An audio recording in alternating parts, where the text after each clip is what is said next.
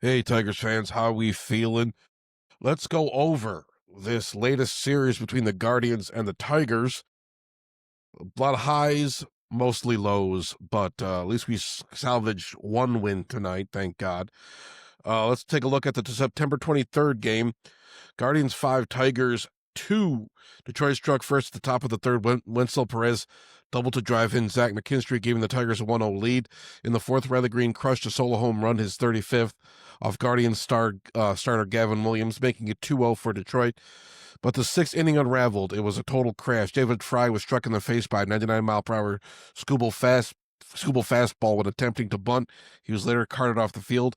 The same inning, Scooble committed a throwing error, delivered a wild pitch, and balked, all in that inning. With two runners on, Jose Ramirez laid down a swinging bunt to play one run. Another scored on a wild pitch. In the seventh, Dan Sheenman hit a two-run single off Kyle Finnegan to extend Cleveland's lead to 5-2. Kate Smith closed for the Guardians with a one-run save, wrapping up the win. Tiger Scuba went 6 innings, allowed 5 runs, only 2 earned after accounting for errors. 8 strikeouts, 3 walks. The sixth was brutal. Gavin Williams matched up well, 6 innings, giving up 2 runs, striking out 12, earning the win. Tigers bullpen Scooble's collapse in the sixth allowed Cleveland to seize momentum. The relievers couldn't reverse the tide. Detroit's offense showed early life. Perez double Green home run, but failed to build upon it. The sequence involving Fry's injury likely rattled Detroit's momentum. The Tigers loaded the bases earlier, top of the fourth, but failed to capitalize with a bigger lead. The loss tied Cleveland with Detroit for the AL Central lead as the season entered its final stretch. Let's take a look at game 2, Guardians 5, Tigers. George Valera had a 2-run homer in the third inning. Jose Ramirez had a 2-run double in the seventh. The Cleveland Guardians became the first major league team to overcome a deficit of 15 and a half games to take the lead in either division or league play, beating the Tigers 5-1 on Wednesday night. Cleveland has a 1-game lead over Detroit as of last night, with 4 games to play, and Guardians also have a tiebreaker by taking the season series. The 1914 Boston Braves were 15 games back in the National League on July 4th and rallied to win the game by 10.5 games, according to Elias, since baseball into division play in 1969. The biggest deficit overcome was 14 games by the New York Yankees to win the AL East. Tanner Bibby won his third straight start and allowed only 1 run in 6 innings, extending the streak of Guardian starters, allowing 2 or few runners in 19 games. They're the first since 2019 Tampa Bay Rays to go at least 19 games. Detroit has dropped 8 straight and they had dropped 8 straight, but they were out of first place. They were 1 game out of first place. Tigers took a 1-0 lead in the third when Parker Meadows sacrificed fly drove and Dylan Dingler.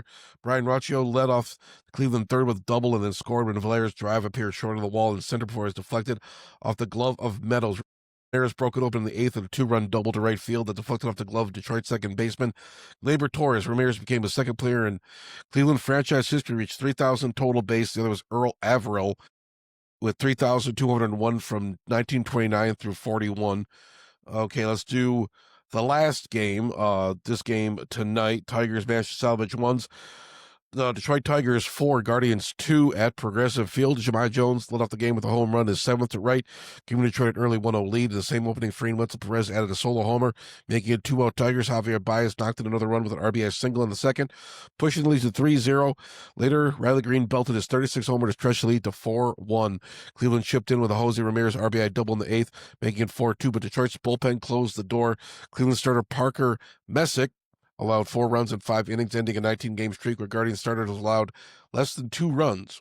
Troy Melton gave up the 1 run in 3 2/3 innings in a bullpen game. Roll Barrett Herter earned the win. He's now 4-3. Will Vest sealed it with a 22nd save. Tigers got 3 homers, Jones, Perez, and Green, and a clutch single from Baez that capitalized early with authority, controlling via offense and bullpen. No major defensive lapses noted in the sources.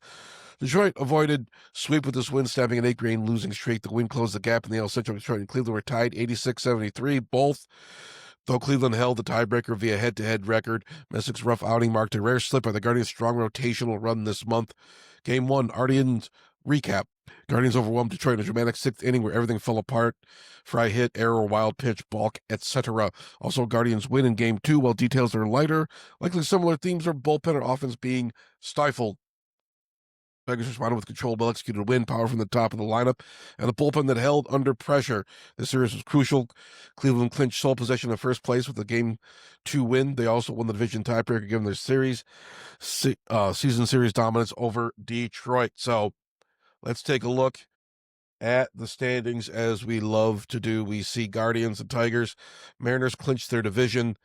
Blue Jays and Yankees are fighting over that last wild card spot. They're both tied at 91-68. Blue Jays could win their first division in like 30 years. It's crazy. The Guardians and the Tigers tied 86-73. Detroit has 3 against the Red Sox in Boston. The Red Sox, we can see here, they're fighting for a wild card spot too. They have a better record than both Cleveland, so it's going to be a tough series. This is absolutely crucial to win.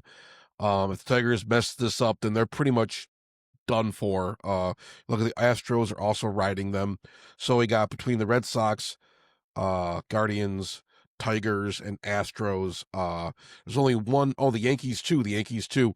So there's a ton of battles for the last wild card spot. Whoever gets it, we'll go on to the postseason. Whoever doesn't get it will have a long offseason to reflect on their mistakes. Tigers, I'm looking at you, but that's all I got for you guys for right now.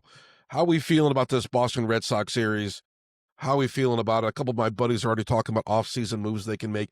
Do we get Bregman? Do we get Arenado? What do we do? Is McGonagall coming over? All this stuff. It's already looking. They're already pretty much planning for the worst. I can't say I'm not doing the same, but that's all I got for you guys for right now. Leave a comment down below. Let me know what your thoughts on the Detroit Tigers are.